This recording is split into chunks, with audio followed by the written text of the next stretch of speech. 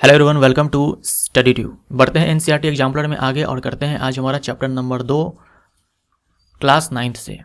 NCERT book में ये अध्याय 2 है और केमिस्ट्री का भी ये अध्याय 2 है। दूसरा ये चैप्टर है केमिस्ट्री का। इससे पहले हम लोग ने देखा था हमारे आसपास के पदार्थ, और ये है अब क्या हमारे आसपास के पदार्थ शुद्ध हैं। तो इसमें हमें तत्व, यौगिक, मिश्रण और मिश्रण को अलग करने की जो विधियाँ होती है इन सब के बारे में पढ़ने होते हैं। तत्व, यौगिक, मिश्रण और मिश्रण को अलग करने की जो विधियाँ होती है उन सब के बारे में हमें इस चैप्टर के अंदर पढ़ने होते हैं। तो बढ़ते हैं आगे और करते हैं प्रश्नों को। पहला है, शुद्ध पदार्थ के लिए निम्नलिखित में से कौन से कथन सत्य है। शुद्ध पदार्थ में तो आप याद रखेंगे कि इसमें तत्व और यौगिक को रखा जाता है। जो तत्व और यौगिक होते हैं ये हमारे शुद्ध पदार्थ होते हैं, और जो मिश्रण होते हैं ये अशुद्ध होते हैं, है ना। मिश्रण क्या होते हैं, ये अशुद्ध होते हैं, शुद्ध नहीं होते हैं। तो शुद्ध पदार्थ के लिए निम्नलिखित में से कौन से कथन सत्य हैं। शुद्ध पदार्थ में केवल एक प्रकार के कण होते हैं, ये सही है। शुद्ध पदार्थ यौगिक अथवा मिश्रण हो सकते हैं। शुद्ध पदार्थ यौगिक तो हो सकता है लेकिन मिश्रण नहीं, तो ये गलत हो जाएगा। शुद्ध पदार्थों का संगठन सर्वत्र समान रहता है, ये भी सही है। निकल के अतिरिक्त अन्य सभी तत्वों द्वारा शुद्ध पदार्थों को दृष्टांतित किया जा सकता है। कहने का मतलब निकल को छोड़ दो तो बाकी सारे जो तत्व हैं आपके वो शुद्ध होते हैं, तो ये कहना गलत हो जाएगा। निकल भी शुद्ध ही है, निकल क्या है, तत्व है, गलत हो जाएगा। निकल के अतिरिक्त अन्य सभी तत्वों द्वारा शुद्ध पदार्थों को दृष्टांतित किया जाता है। निकल को छोड़ करके बाकी सारे तत्वों को हम शुद्ध पदार्थ बोलते हैं, तो ये कहना गलत हो जाएगा। निकल भी हमारा शुद्ध पदार्थ है। तो हमसे सही पूछा था तो 1 और 3 हमारा सही आंसर हो जाएगा। लोहे से बनी वस्तु में जंग लगने को कहते हैं। लोहे में जंग लगना क्या होता है, रासायनिक परिवर्तन होता है, जो कि संक्षारण का एक उदाहरण है, तो सी हमारा राइट आंसर हो जाएगा। सल्फर तथा कार्बन डाइऑक्साइड नहीं, कार्बन डाइसल्फाइड है। सल्फर और कार्बन डाइसल्फाइड यानी कि CH2 का एक मिश्रण है। तो सल्फर और कार्बन डाइसल्फाइड का जो मिश्रण होता है वो होता है विषमांगी मिश्रण और टिंडल प्रभाव दर्शाता है। तो ए हमारा यहाँ पर राइट आंसर हो जाएगा। देखिए, मिश्रण आपने पढ़ा होगा कि मिश्रण जो है ये 2 प्रकार के होते हैं, एक समांगी और एक होता है विषमांगी, है ना। समांगी मिश्रण को ही हम लोग क्या बोलते हैं, विलयन बोलते हैं। यहाँ जो सॉल्यूशन लिखा हुआ है यानी कि विलयन। जो समांगी मिश्रण होता है उसे हम विलयन बोलते हैं, वास्तविक विलयन बोलते हैं। विषमांगी मिश्रण भी 2 प्रकार के होते हैं, एक को बोलते हैं कोलॉइड और ये हमारा निलंबन सस्पेंशन। तो मिश्रण 2 प्रकार के होते हैं, समांगी मिश्रण, विषमांगी मिश्रण। और विषमांगी मिश्रण को फर्दर हम 2 पार्ट्स में बांट देते हैं, कोलॉइड और निलंबन में। तो ये जो हमारा मिश्रण होता है सल्फर और कार्बन डाइसल्फाइड का, वो ये है, ये कोलॉइड है। ये कोलॉइड है जो कि विषमांगी मिश्रण है ना, विषमांगी मिश्रण है। और विषमांगी मिश्रण में जो कोलॉइड होते हैं या फिर जो सस्पेंशन होते हैं ये टिंडल प्रभाव को दर्शाते हैं। टिंडल प्रभाव जो है प्रकाश के प्रकीर्णन के कारण होता है। मतलब इस कोलॉइड में जो पार्टिकल्स होंगे, जो विलय होगा, जो विलय पदार्थ होगा, उसके जो कण होंगे, उसके कणों के द्वारा ये जो प्रकाश यहाँ से भेजा जा रहा है उसका प्रकीर्णन हो रहा है, इसीलिए हमें ये प्रकाश यहाँ पे दिख रहा है। प्रकाश का ये जो मार्ग है ये हमें दिख रहा है। सस्पेंशन में भी दिखता है। सस्पेंशन में जो विलय के जो कण होते हैं उसका जो साइज होता है वो कोलॉइड से ज़्यादा होता है, कोलॉइड से बड़ा होता है। तो इसमें क्या होगा कि कुछ समय तक तो हमें दिखेगा, ये जो टिंडल प्रभाव है कुछ समय तक दिखेगा। उसके बाद अगर हम इसको छोड़ दें, शांति से छोड़ दें, इसको डिस्टर्ब ना करें, तो क्या होगा, ये सारे जो आपके ये विलय के जो कण होते हैं धीरे धीरे जाकर के नीचे तली में बैठ जाएंगे, तब टिंडल प्रभाव जो है हमें नहीं दिखेगा। तो इसमें कुछ समय के लिए दिखता है, इसमें आपको दिखता रहेगा, क्योंकि इसमें जो पार्टिकल्स होते हैं वो नीचे आकर के बैठते नहीं हैं। यहाँ साइज में थोड़े बड़े होते हैं तो ग्रेविटी के कारण ये नीचे आकर के बैठ जाते हैं। अब आ जाओ विलयन के जो पार्टिकल्स होते हैं वो इतने छोटे होते हैं कि प्रकाश का प्रकीर्णन ये कर ही नहीं पाते हैं। यानी अगर हम कणों की साइज की बात करें तो सबसे बड़े आकार के जो कण होते हैं वो सस्पेंशन में होते हैं, निलंबन में होते हैं, उससे कम कोलॉइड में होते हैं, और विलयन में बहुत ही छोटे होते हैं। इतने छोटे होते हैं कि प्रकाश का प्रकीर्णन भी ये नहीं कर पाते हैं, इसीलिए विलयन से देखो प्रकाश का मार्ग हमें नहीं दिख रहा है। तो आपसे अगर पूछा जाए कि जो विलयन होता है वो टिंडल प्रभाव को दिखाता है, तो आपका आंसर होगा नहीं दिखाता है। कोलॉइड दिखाता है तो दिखाता है, निलंबन दिखाता है तो दिखाता है, लेकिन निलंबन जो है कुछ समय के लिए दिखाएगा, उसके बाद धीरे धीरे निलंबन जो है टिंडल का प्रभाव दिखाना बंद कर देगा। जब ये सारे जो सस्पेंडेड पार्टिकल्स हैं, निलंबित कण हैं, वो नीचे आकर के जब बैठ जाएंगे यहाँ पर बॉटम में, तब जाकर के टिंडल प्रभाव दिखना बंद हो जाएगा। तो ये जो हमारा मिश्रण है ये कोलॉइड है, यानी कि विषमांगी मिश्रण है, तो टिंडल प्रभाव दर्शाता है। ए हमारा राइट आंसर हो जाएगा। आयोडीन का टिंचर प्रतिरोधी गुण रखता है, यानी कि एंटीसेप्टिक प्रॉपर्टी रखता है। यह विलयन निम्नलिखित में से किसको घोलने पर बनता है? तो आयोडीन का टिंचर ये विलयन है एल्कोहल में आयोडीन का। जो यहाँ पर आयोडीन है ये आपका विलय होता है, यानी कि सॉल्यूट होता है, और जो एल्कोहल है ये आपका विलायक होता है, यानी कि सॉल्वेंट होता है। तो डी हमारा राइट आंसर हो जाएगा। निम्नलिखित में से कौन समांगी प्रकृति के हैं? समांगी प्रकृति के जो होते हैं, जो समांगी मिश्रण होते हैं, उसी को हम लोग क्या बोलते हैं? विलयन बोलते हैं। और विलयन जो है ये ठोस भी हो सकता है, विलयन जो है ये द्रव भी हो सकता है, और विलयन जो है गैस भी हो सकता है। ये ध्यान में रखिएगा। जनरली हम विलयन बोलते हैं तो हमारे दिमाग में द्रव आता है, लेकिन ठोस, द्रव, गैस कुछ भी हो सकते हैं। ठोस जैसे कि मिश्र धातु है ना, द्रव जैसे कि नमक पानी का घोल, चीनी पानी का घोल, ये सारे। गैस जैसे कि वायु। तो यहाँ समांगी प्रकृति के हैं, बर्फ और है वायु। ठीक है। बाकी ये जो लकड़ी है, मृदा है, ये विषमांगी मिश्रण हम इसको बोल सकते हैं, विषमांगी मिश्रण। तो 1 और 4 वाला हमारा राइट आंसर हो जाएगा सी। निम्नलिखित में से भौतिक परिवर्तन कौन से हैं? लौह धातु का पिघलना। तो आपने इसको पिघला दिया तो केवल अवस्था में आपने परिवर्तन किया। अवस्था में परिवर्तन क्या होता है? भौतिक परिवर्तन होता है। लोहे में जंग लगना रासायनिक परिवर्तन है ना, तो ये भौतिक परिवर्तन नहीं है। एक लौह छड़ को मोड़ना, लोहे का एक रॉड है उसको आपने मोड़ दिया तो उससे क्या हुआ? शेप को आपने चेंज कर दिया है, इससे कोई रासायनिक अभिक्रिया यहाँ पर नहीं हुई, तो ये भौतिक परिवर्तन है। ये भौतिक परिवर्तन है, रासायनिक परिवर्तन नहीं है। लोहे धातु को खींच करके आपने तार बना दिया तो इससे कोई रासायनिक अभिक्रिया यहाँ पर नहीं हुई, तो ये भी क्या है? भौतिक परिवर्तन है। तो 1, 3 और 4, यहाँ पर 4 होगा, 5 नहीं। 1, 3, 4 जो है, यानी कि सी हमारा राइट आंसर है। अब है रासायनिक परिवर्तन कौन से हैं? लकड़ी का क्षरण। लकड़ी का क्या है कि क्षरण, डिके होना, एक तरह से बोल सकते हो, सड़ना, तो ये रासायनिक परिवर्तन है। लकड़ी का दहन, लकड़ी को जलाओगे तो रासायनिक परिवर्तन है। कंबशन, रिएक्शन, दहन अभिक्रिया यहाँ पर होगी। लकड़ी को आप चीर रहे हो तो यहाँ पर क्या हो रहा है? कोई रासायनिक अभिक्रिया यहाँ पर नहीं हो रही है, तो ये नहीं होगा। लकड़ी के टुकड़े में कील ठोकना, लकड़ी के टुकड़े में कील ठोकोगे तो उससे क्या होगा? कोई रासायनिक अभिक्रिया होगी? नहीं। तो 1 और 2, यानी कि ए हमारा राइट आंसर। निम्नलिखित अभिक्रिया अनुसार 2 पदार्थ हैं हमारे पास ए, बी, अभिक्रिया कर तृतीय पदार्थ A2B बनाते हैं। निम्नलिखित में से कौन से कथन इस अभिक्रिया के संदर्भ में सही नहीं है? उत्पाद A2B पदार्थ A तथा B के गुण प्रदर्शित करता है। जैसे यहाँ पर देखो हाइड्रोजन है और ये ऑक्सीजन है, अभिक्रिया करते हैं तो जल बनाते हैं यहाँ पर। तो ये जो जल है, क्या जल के अंदर हाइड्रोजन और ऑक्सीजन के हमें गुण दिखते हैं? नहीं दिखते हैं। यौगिक के अंदर ऐसा नहीं होता है। तत्वों से मिलकर के जब यौगिक बनता है तो उस यौगिक के पास उसके तत्वों का गुण नहीं होता है जिससे वो यौगिक बना होता है। ये यौगिक की बोल सकते हो प्रॉपर्टी है, गुण है। यौगिक की ये विशेषता है कि जिससे वो मिलकर के बना हुआ है उसके गुण उसमें आपको नहीं दिखेंगे। लेकिन मिश्रण के केस में ऐसा होता है। मिश्रण के जो संघटक होते हैं, मिश्रण जिससे मिलकर के बना होता है, उसका गुण आपको मिश्रण में दिख जाएगा, यौगिक में आपको नहीं दिखेगा। जैसे कि सोडियम है, क्लोरीन है, इससे मिलकर के क्या है? NaCl बनता है। NaCl हम खाते हैं, लेकिन क्लोरीन गैस जहरीली गैस है ना। सोडियम जो आप जानते ही हो, जैसे आप लाओगे कांटेक्ट में एयर के, ये जल उठेगा और इसको हम कंज्यूम भी नहीं कर सकते हैं। लेकिन इन दोनों से बना हुआ जो NaCl है, इसे हम कंज्यूम करते हैं, खाते हैं। तो जो यौगिक होता है उसके पास जो गुण होता है बिल्कुल ही डिफरेंट होता है, बिल्कुल नया पदार्थ बनता है यहाँ पर तत्वों से। तो नया पदार्थ जो है बिल्कुल बनता है किसमें? जब रासायनिक अभिक्रिया होती है, रासायनिक परिवर्तन होता है। तो यहाँ जो बोल रखा है कि A तथा B के गुण प्रदर्शित करता है A2B, ये गलत हो जाएगा। जो A2B है ये क्या है? यौगिक है, इसमें A और B के गुण हमें नहीं दिखेंगे। उत्पाद का सदैव एक निश्चित संगठन होगा, उत्पाद का एक सदैव एक निश्चित संगठन होगा, ये सही है। जो यहाँ पर उत्पाद A2B बना है, अब चाहे जैसे भी बना लो, अगर ये उत्पाद बनेगा ना तो संगठन जो इसका समान ही होगा। कहने का मतलब जैसे कि हाइड्रोजन और ऑक्सीजन है, तो इसमें हाइड्रोजन और ऑक्सीजन का जो रेशियो होगा वो आप किसी भी सोर्स से प्राप्त करो इस H2O को, ये समान ही होगा। जब भी H2O बनेगा तो उसमें हाइड्रोजन और ऑक्सीजन के अगर हम द्रव्यमान की बात करें तो आप जानते हो कि 1:8 का रेशियो होता है ना। अगर आप तत्वों की बात करो तो 2:1 का रेशियो होगा। परमाणुओं की अगर बात करो तो 2 हाइड्रोजन और 1 ऑक्सीजन का परमाणु।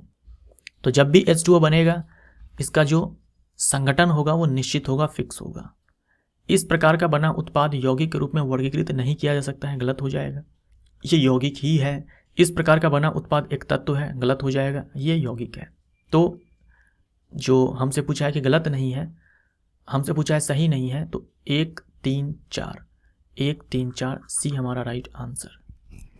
दो रासायनिक स्पीशीज X तथा Y आपस में संयुक्त होकर उत्पाद P बनाती है, जिसमें दो X तथा Y दोनों उपस्थित हैं। मतलब ये जो P बना हुआ है, इन दोनों से मिलकर बना हुआ है, इसमें X और Y दोनों उपस्थित है इस P वाले में। X तथा Y को सरल रासायनिक अभिक्रिया द्वारा सरल पदार्थों में नहीं तोड़ा जा सकता है।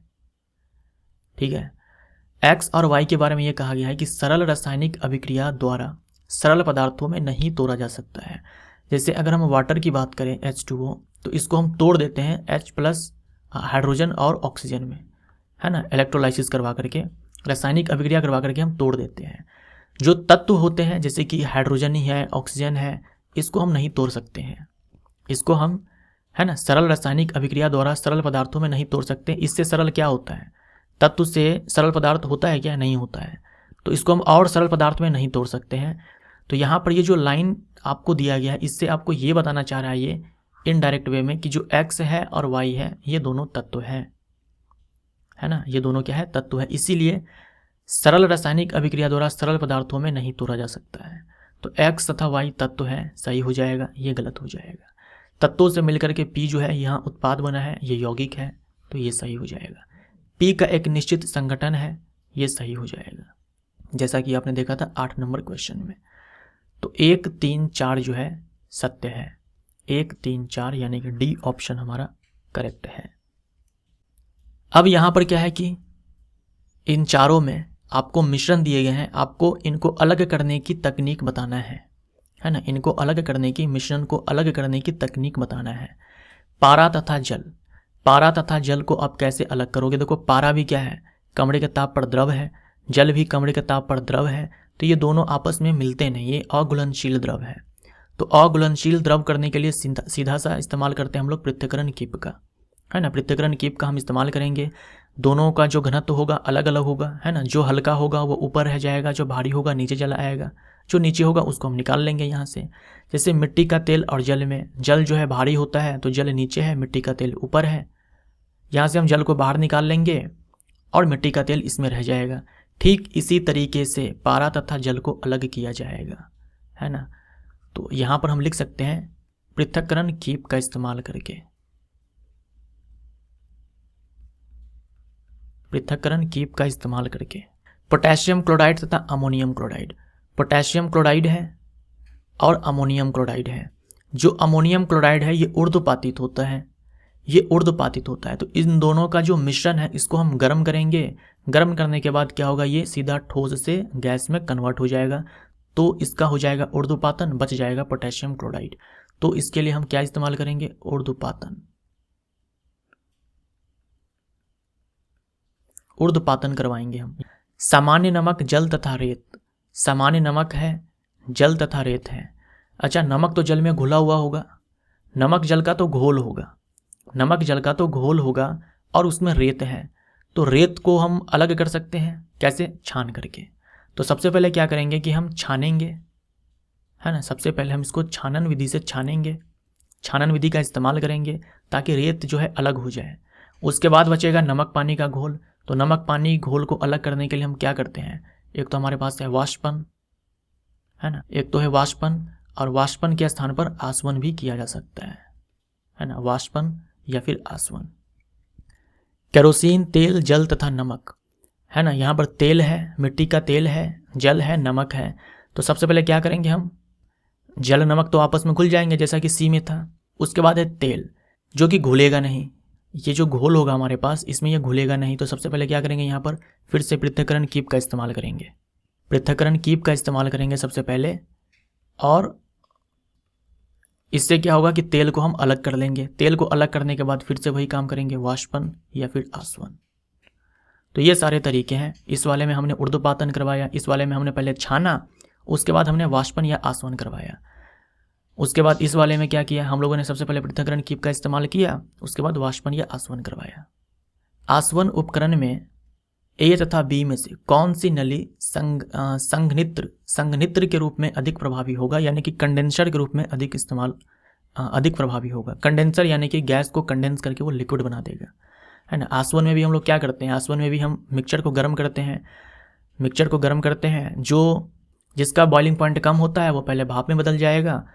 भाप में बदलने के बाद क्या होगा, वो कंडेंसर से पास होगा, कंडेंसर में जाकर के वापस उसको कंडेंस करके लिक्विड में कन्वर्ट कर लिया जाएगा। तो इन दोनों में कौन प्रभावी है, तो ये ए वाला जो है ज़्यादा प्रभावी होगा, क्योंकि इनमें देखो बीट्स रखे हुए हैं।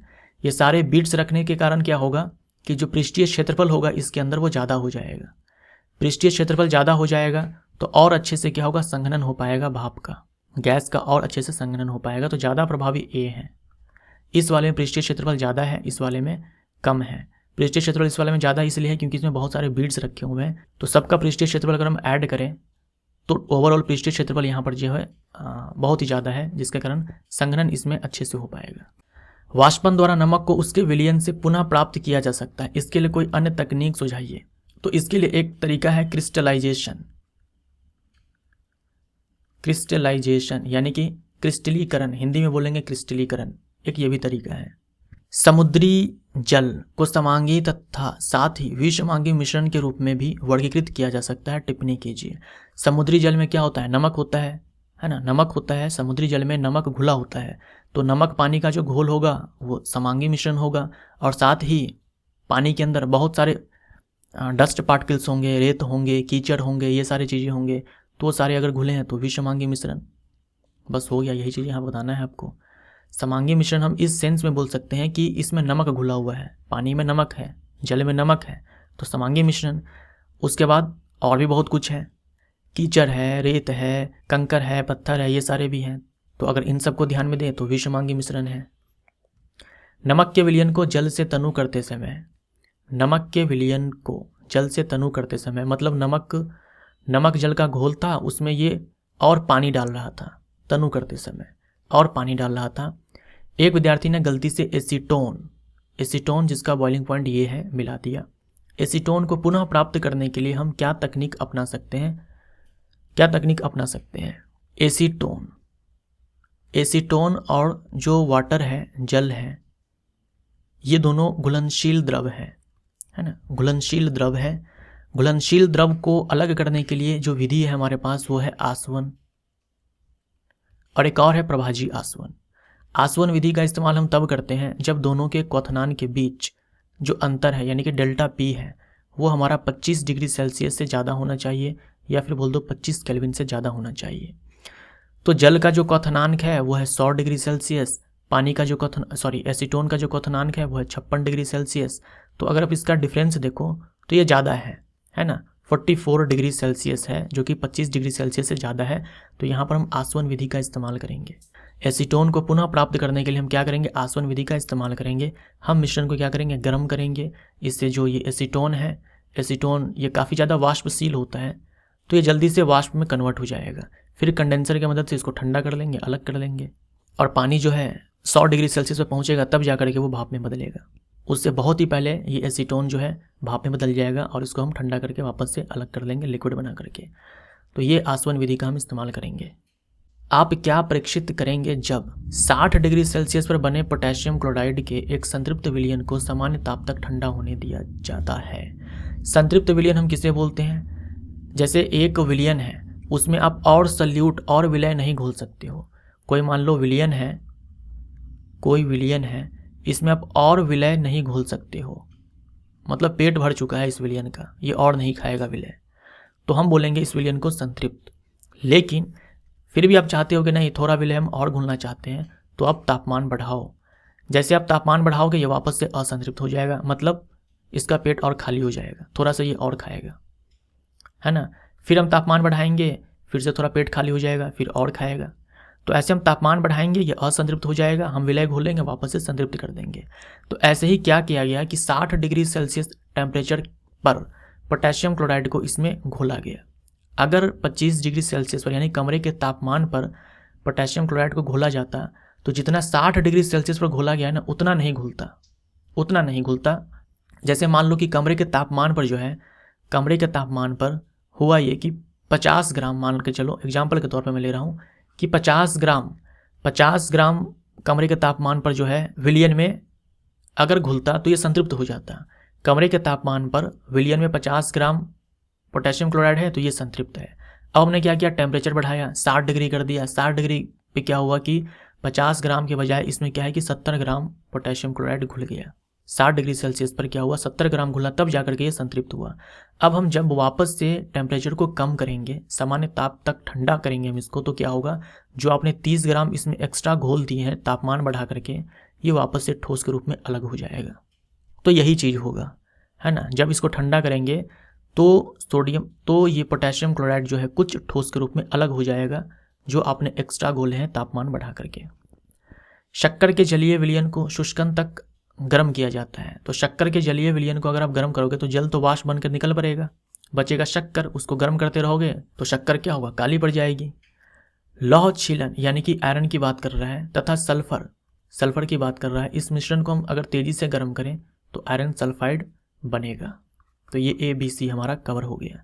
समझाइए अविशुद्ध अवस्था में। अविशुद्ध अवस्था का मतलब ये हुआ कि आपके पास कोई विलयन है, आप उसको हिला डुला नहीं रहे, एकदम शांति से आपने छोड़ दिया हुआ है ना, शांति से छोड़ दिया हुआ है। तो ऐसी अवस्था में कोलाइडी विलयन के कण तल पर क्यों नहीं बैठते, जबकि निलंबन की स्थिति में ऐसा होता है। कोलाइडी विलयन के जो कण होते हैं वो साइज में छोटे होते हैं, जो कण होते हैं वो छोटे होते हैं। निलंबन के जो कण होते हैं वो साइज में बड़े होते हैं, तो ग्रेविटी के कारण ये नीचे आकर के बैठ जाते हैं, इसीलिए टिंडल प्रभाव दिखाना ये बंद कर देते हैं।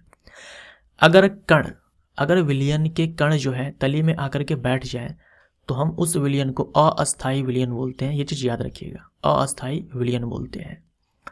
कोलाइडी विलयन के जो कण हैं वो तल पर नहीं बैठते हैं, और साथ में जो हमारे विलयन होते हैं वास्तविक विलयन उनमें भी नहीं बैठते हैं। तो कोलाइडी विलयन और वास्तविक विलयन दोनों जो होते हैं वो अस्थायी विलयन होते हैं, जबकि निलंबन जो विलयन है ये अस्थायी होते हैं। तो कण छोटे होते हैं कोलाइडी विलयन के, इसलिए तली पर आकर के नहीं बैठते हैं, जबकि निलंबन के कण बैठ जाते हैं। धुआं तथा कोहरा दोनों एरोसोल हैं। ये किस प्रकार भिन्न है। एरोसोल जो होते हैं ये भी आपके ये होते हैं कोलाइडी विलयन होते हैं। जो एरोसोल होते हैं ये भी कोलाइडी विलयन होते हैं। इसमें क्या होगा कि गैस होगा, मेन इसमें गैस है। गैस में डिस्पर्स होता है या तो द्रव या फिर आपके ये ठोस, मतलब गैस में फैले होते हैं द्रव या फिर ठोस। तो जो आपका ये होता है कोहरा होता है, फॉग है ना, जो आपका ये फॉग होता है ये वायु में द्रव के छोटे छोटे कण होते हैं। यहाँ मैंने कहा ना गैस में द्रव के कण होंगे या फिर गैस में ठोस के कण होंगे। तो वायु में क्या है, द्रव के छोटे छोटे कण होते हैं, तो उसको हम फॉग बोलते हैं। ये भी एरोसोल का एग्जाम्पल है। जो धुआं है ये क्या है, गैस तो होगी, गैस में ठोस के कण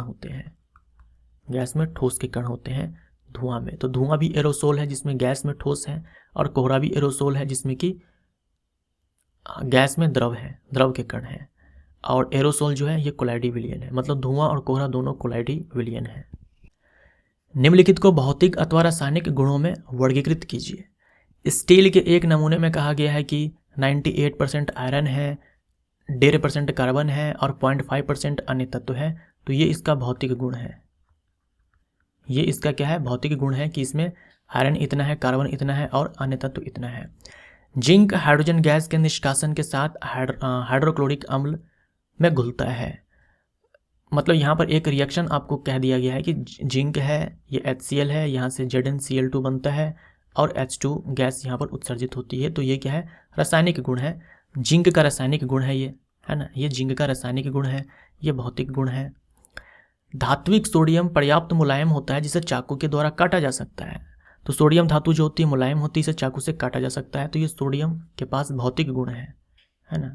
यहाँ पे मैं लिख देता हूँ फिजिकल प्रॉपर्टी यानी कि भौतिक गुण, और यह है केमिकल प्रॉपर्टी। अधिकांश धातु ऑक्साइड जल से अन्योन्य क्रिया पर क्षारक बनाते हैं। आप जानते ही हो धातु के ऑक्साइड जो होते हैं वो आपके क्षारीय होते हैं, जल से अभिक्रिया करने पर ये क्षारक बनाते हैं। तो ये सही है, ये केमिकल प्रॉपर्टीज है, ये रासायनिक गुण है। तो ये आपके रासायनिक गुण हो गए, है ना, ये आपके भौतिक गुण हो गए, ये आपके रासायनिक गुण हो गए, ये आपके भौतिक गुण हो गए। एक अध्यापक ने 3 ABC विद्यार्थियों को 50% द्रव्यमान आयतन द्वारा सोडियम हाइड्रोक्साइड विलयन बनाने के लिए निर्देश दिया। मतलब 3 स्टूडेंट है, A है, B है, C है। एक टीचर ने इन तीनों को दिया एक विलयन बनाने के लिए 50% मास बाई वॉल्यूम द्वारा। ए ने क्या किया कि 50 ग्राम सोडियम हाइड्रोक्साइड को 100 ml जल में घोला। बी ने 50 ग्राम सोडियम हाइड्रोक्साइड को 100 ग्राम जल में घोला, जबकि सी ने 50 ग्राम सोडियम हाइड्रोक्साइड को जल में घोलकर 100 ml विलयन बनाया। उनमें से किसने वांछित विलयन बनाया और क्यों? मतलब ए बी सी में से किसने वो विलयन बना करके दिया जैसा कि अध्यापक ने कहा था। ये क्या है? सांद्रता। सांद्रता हम लोग कैसे निकालते हैं? सांद्रता हम कैसे निकालते हैं? तो हम क्या करते हैं, ऊपर में विलय का द्रव्यमान लिखेंगे, क्योंकि टीचर ने कहा है द्रव्यमान आयतन। तो ऊपर हम क्या करते हैं, विलय का द्रव्यमान लिखते हैं, है ना, और नीचे में विलयन का हम लोग क्या करेंगे, आयतन लिखेंगे। नीचे में विलयन का आयतन या विलयन का द्रव्यमान लिखा जाता है और तब मल्टीप्लाई करते हैं 100 से। तो क्या हुआ होगा, ऊपर में विलय का द्रव्यमान 50 लिया होगा, नीचे में विलयन का द्रव्यमान 100 लिया गया होगा, तब जाकर के 100 से मल्टीप्लाई हुआ होगा, तब जाकर के 50% आंसर आया होगा। यही काम हुआ होगा ना। तो क्या हुआ यहाँ पर देखो, 50 ग्राम सोडियम हाइड्रोक्साइड को घोलकर 100 ml विलयन बनाया गया। तो ये जो सी ने जो काम किया ना, वो सही किया। सी ने वो सोल्यूशन बना करके टीचर को दिया जो टीचर को चाहिए था। निम्नलिखित से संबंधित प्रक्रम का नाम दीजिए। शुष्क बर्फ को सामान्य ताप तथा एक वायुमंडलीय दाब पर रखा जाता है। देखिए, जो शुष्क बर्फ है इसे हम ठोस कार्बन डाइऑक्साइड बोलते हैं। शुष्क बर्फ को हम लोग क्या बोलते हैं, ठोस कार्बन डाइऑक्साइड, सॉलिड CO2। आप जानते हो कि कार्बन डाइऑक्साइड जो है ये तो गैस है, लेकिन आपने उसको ठंडा करके इसके ऊपर दबाव डाल करके ठोस बना दिया आपने। तो जब आप उसको सामान्य तापमान पर, कमरे के तापमान पर, वायुमंडलीय दाब पर लाओगे आप, तो क्या होगा, इसका ऊर्ध्वपातन हो जाएगा, सीधा ये गैस में कन्वर्ट हो जाएगा, है ना। तो ये इसका जो है ऊर्ध्वपातन हो जाएगा। तो यहाँ पर ऊर्ध्वपातन होगा। एक गिलास में रखे जल की सतह पर स्याही की एक बूंद डालने पर वह जल में चारों ओर फैल जाती है विसरण के कारण। जो स्याही है वो अपने उच्च सांद्रता वाले स्थान से निम्न सांद्रता वाले स्थान पर चली जाती है। एक बीकर में पोटेशियम परमैंगनेट का क्रिस्टल है, उसमें विलोड़ित करते हुए जल मिलाते हैं। मतलब एक बीकर में पोटेशियम परमैंगनेट का क्रिस्टल है, ठोस है ना, और उसको हिलाते हुए क्या करेंगे, कुछ लकड़ी या कुछ लेंगे, उसको हिलाते हुए हम उसमें जल डालेंगे। तो हम क्या कर रहे हैं, एक्चुअल में हम तो विलयन बना रहे हैं, है ना, विलयन बना रहे हैं। और साथ में क्या होगा, यहाँ पर विसरण भी होगा, साथ में विसरण होगा। जो ये क्रिस्टल घुलेगा वो अपने उच्च सांद्रता वाले से निम्न सांद्रता की तरफ जाएगा। एसीटोन की बोतल को खुला छोड़ने पर बोतल रिक्त हो जाती है, बोतल खाली हो जाती है। एसीटोन जो होता है वो काफ़ी ज़्यादा वाष्पशील होता है। जो एसीटोन होता है वो काफ़ी ज़्यादा वाष्पशील होता है और ज्वलनशील भी होता है ना। तो जैसे आप बोतल को खुला छोड़ोगे, ये एसीटोन जो है गैस में कन्वर्ट हो जाएगा। तो हम यहाँ पर क्या लिख सकते हैं कि इसका वाष्पन हो जाएगा और ये फैल जाएगा वायु में विसरण विधि द्वारा। दूध से क्रीम निकालने के लिए इसका मंथन किया जाता है, तो इस विधि को हम लोग अपकेंद्रण बोलते हैं, अपकेंद्रण या अपकेंद्रीकरण। रेत तथा जल के मिश्रण को कुछ समय के लिए अविशुद्ध अवस्था में छोड़ने पर रेत तली पर बैठ जाती है। जल और रेत का मिश्रण है, कुछ समय के लिए उसको आप छोड़ दो, डिस्टर्ब ना करो, तो रेत जो है तली में जाकर के बैठ जाती है। इसे हम अवसादन बोलते हैं, सेडिमेंटेशन। जो रेत है सेडिमेंट है। यहाँ अंधेरे कमरे में सूक्ष्म छिद्र से प्रवेश करती हुई महीन प्रकाश किरण उसके पथ में उपस्थित कणों को प्रदीप्त कर देती है। तो ये होता है प्रकाश के प्रकीर्णन के कारण। और इस प्रभाव को हम लोग क्या बोलते हैं, टिंडल प्रभाव बोलते हैं, है ना, टिंडल प्रभाव। आपको A तथा B चिन्हित जल के 2 नमूने दिए गए हैं। नमूना A 100 डिग्री सेल्सियस पर उबलता है तथा नमूना B 102 डिग्री सेल्सियस पर उबलता है। जल का कौन सा नमूना 0 डिग्री सेल्सियस पर नहीं जमेगा, टिप्पणी कीजिए। जो 102 डिग्री सेल्सियस पर उबल रहा है ये अशुद्ध जल है। अशुद्ध जल का जो फ्रीजिंग पॉइंट होगा हिमांक जो होगा वो क्या होगा 0 डिग्री सेल्सियस से कम हो जाएगा, तो 0 डिग्री सेल्सियस पर नहीं जमेगा। ये हम लोगों ने पिछले वाले चैप्टर में किया हुआ था। आभूषण बनाने के उद्देश्य से स्वर्ण में कॉपर तथा सिल्वर को मिश्रित करने पर उसे क्या अनुकूल गुण प्राप्त होते हैं। देखो, जो शुद्ध सोना होता है वो मुलायम होता है, उससे आभूषण की जो डिजाइन होते हैं ना वो नहीं दिए जा सकते हैं, इसीलिए इसमें थोड़े बहुत अमाउंट में कॉपर या सिल्वर मिश्रित किया जाता है, मिलाया जाता है, ताकि उसे कठोर बनाया जा सके। तो कठोरता प्रदान करने के लिए जो है इसमें सिल्वर या फिर कॉपर मिलाया जाता है। एक तत्व अत्यधिक ध्वनिक तथा अत्यधिक तन्य है। आप इस तत्व को किस श्रेणी में वर्गीकृत करेंगे? तो ये कौन से तत्व होंगे? धातु, अधातु, उपधातु, कौन से होंगे? धातु के भौतिक गुणों में पढ़ते हैं ना हम लोग कि ये ध्वनिक होते हैं, पीटने पर टन की आवाज़ आती है, तन्य होते हैं, आघातवर्धनीय होते हैं, है ना, ऊष्मा के सुचालक होते हैं, विद्युत के सुचालक होते हैं। निम्नलिखित अभिलक्षणों वाले प्रत्येक मिश्रण का एक उदाहरण दीजिए। तो पहले उदाहरण देना है, उसके बाद मिश्रण को अलग करने का जो तरीका है वो भी बताना है। एक वाष्पशील एवं एक अवाष्पशील अवयव। तो हम यहाँ पर क्या कर सकते हैं, एक वाष्पशील और एक अवाष्पशील। तो हम यहाँ पर एग्जाम्पल ले सकते हैं जल और नमक का। जल और नमक का, जल जो है ये वाष्पशील है, गर्म करेंगे तो ये वाष्प में बदल जाएगा, नमक नहीं बदलेगा। और इसको अलग करने के लिए विधि क्या हमारे पास, वाष्पन है ना, वाष्पन है या आसवन बोल दो। तो ये एग्जाम्पल है मिश्रण का और ये अलग करने का विधि। क्वथनांकों में पर्याप्त अंतर रखने वाले दो वाष्पशील अवयव। तो हम लोगों ने जस्ट देखा एसीटोन प्लस वाटर, है ना, बॉइलिंग, इन दोनों के बॉइलिंग पॉइंट के बीच जो अंतर है वो कितना था, 44 डिग्री सेल्सियस। तो इसको अलग करने की जो विधि है वो है आसवन। दो अमिश्रणीय द्रव, यानी दो ऐसे द्रव जो घुलते नहीं हैं, तो इसमें आप ले सकते हो तेल, मिट्टी का तेल प्लस जल, और यहाँ हम ले सकते हैं विधि पृथक्करण की। अवयवों में से एक जो ठोस से सीधे गैसीय अवस्था में परिवर्तित हो जाए। तो यहाँ हम क्या ले सकते हैं, नमक ले सकते हैं, है ना, यहाँ नमक ले सकते हैं और कपूर ले सकते हैं, और इसको हम गर्म करेंगे तो क्या होगा, ऊर्ध्वपातन। किसका, कपूर का। किसी विलायक में घुले दो या दो से अधिक रंगीन अवयव। तो यहाँ पर हम स्याही में क्या होता है, जल प्लस आपके ये डाई होते हैं, और इसके लिए जो विधि है वो है क्रोमैटोग्राफी। रिक्त स्थानों की पूर्ति कीजिए। कोलॉइड एक डैश मिश्रण है तथा इसके अवयवों को एक तकनीक जिसे डैश से जाना जाता है के द्वारा पृथक किया जा सकता है। कोलॉइड जैसे कि दूध, है ना, जैसे कि दूध, तो ये क्या है, विषमांगी मिश्रण है। कोलॉइड दिखने में समांगी होते हैं लेकिन होते ये विषमांगी है। तो इसके लिए जो विधि है वो है अपकेंद्रण। अपकेंद्रण, ये याद रखिएगा, ये इंपॉर्टेंट है।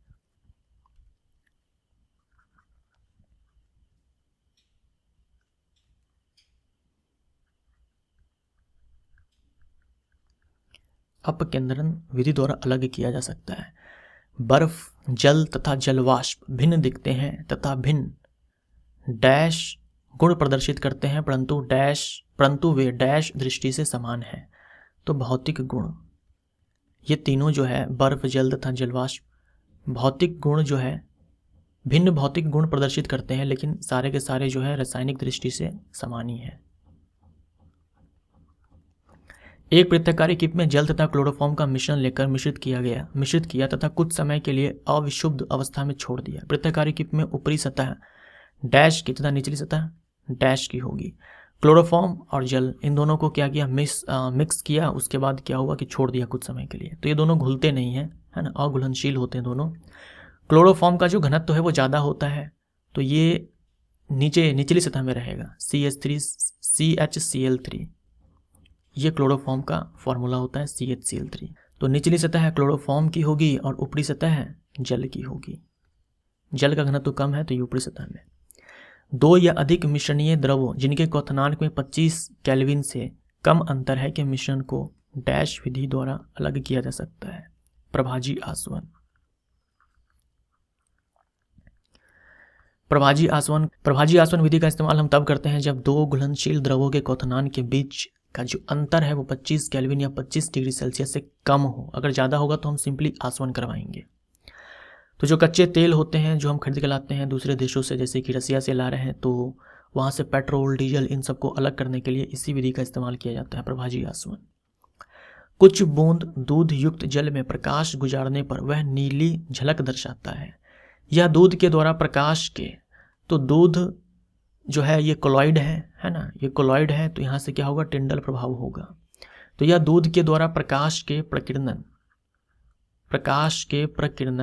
के कारण होता है तथा इस परिघटना को टिंडल प्रभाव कहते हैं। यह प्रदर्शित करता है कि दूध एक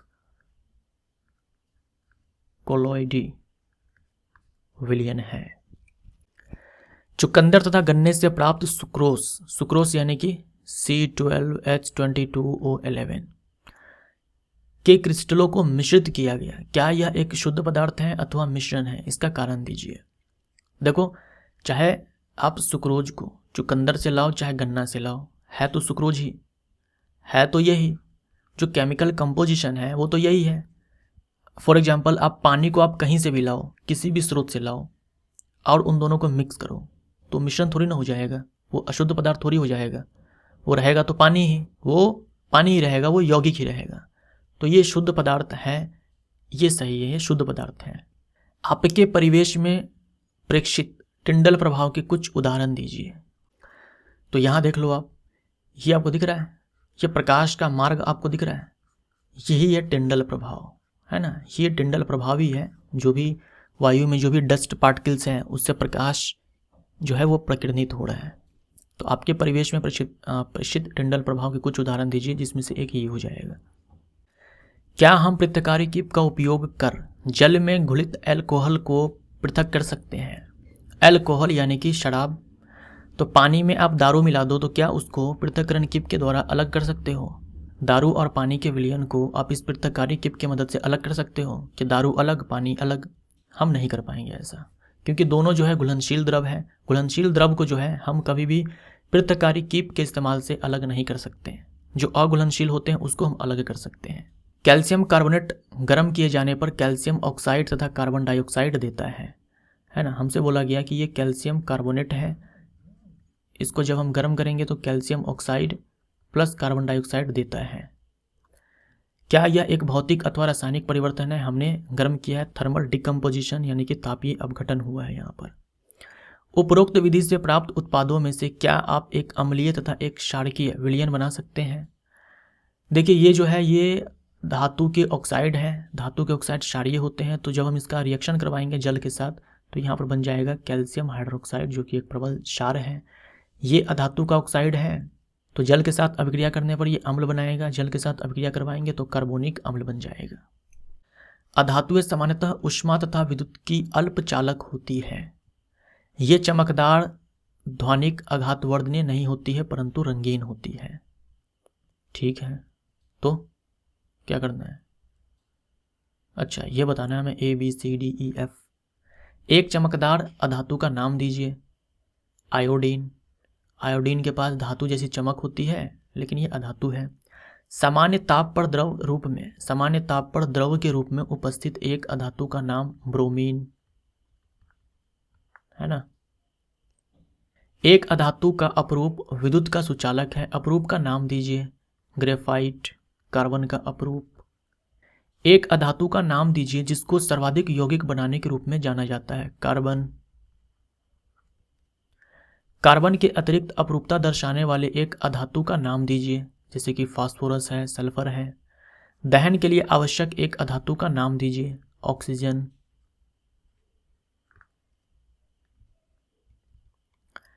अब यहाँ इतने सारे पदार्थ दिए गए हैं, हमें क्या करना है? तत्व और यौगिक में वर्गीकृत करना है।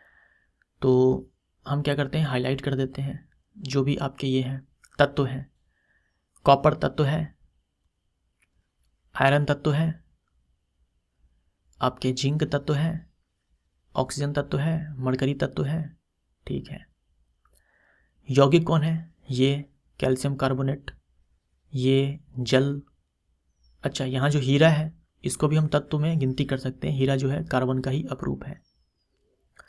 और देखो, अच्छा यहाँ देखो आप NaCl के बगल में जो है AQ लिखा हुआ है, मतलब एक्वस। इसका मतलब क्या हुआ, जल में NaCl घुला हुआ है तो ये मिश्रण हो जाएगा। अगर सिंपली NaCl होता ना तो हम इसे यौगिक मान लेते, लेकिन एक्वस NaCl है यानी कि जलीय NaCl है, मतलब जल में NaCl घुला हुआ तो ये मिश्रण है। ठीक है, तो हमारा ये NaCl, ये लकड़ी रेत जो है ये मिश्रण है। पिंक वाला जो है यौगिक है, बाकी सारे जो येलो कलर के मैंने हाईलाइट किए हैं सारे के सारे तत्व हैं। निम्नलिखित में से कौन यौगिक नहीं है। क्लोरीन गैस जो है यौगिक नहीं है, तत्व है। पोटेशियम क्लोराइड KCl ये यौगिक है। आयरन जो है यौगिक नहीं है, आयरन सल्फाइड ये यौगिक है। एल्यूमिनियम यौगिक नहीं है ना। आयोडीन यौगिक नहीं है। कार्बन यौगिक नहीं है। कार्बन मोनोऑक्साइड ये यौगिक है। सल्फर चूर्ण ये हमारा यौगिक नहीं है। तो बस यहाँ पर ये वीडियो का द एंड होता है। Thank you so much.